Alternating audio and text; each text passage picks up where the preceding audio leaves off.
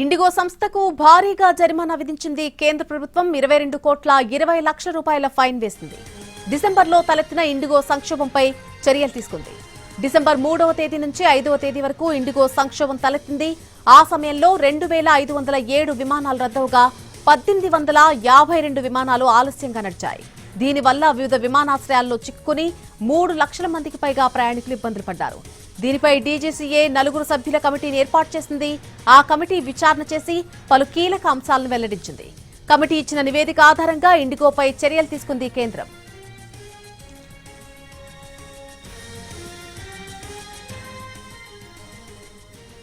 IndiGo సంస్థకు భారీగా జరిమానా విధించింది కేంద్ర ప్రభుత్వం. 22,20,00,000 రూపాయల ఫైన్ వేసింది.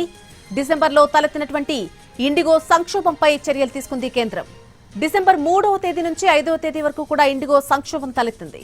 ఆ సమయంలో 2,507 విమానాలు రద్దవగా 1,852 విమానాలు ఆలస్యంగా నడిచాయి.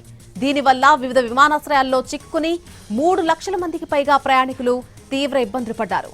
దీనిపై డీజీసీఏ 4 సభ్యుల కమిటీని ఏర్పాటు చేసింది. ఆ కమిటీ విచారణ చేసి పలు కీలక అంశాలను వెల్లడించింది. కమిటీ ఇచ్చిన నివేదిక ఆధారంగా ఇండిగోపై చర్యలు తీసుకుంది కేంద్రం.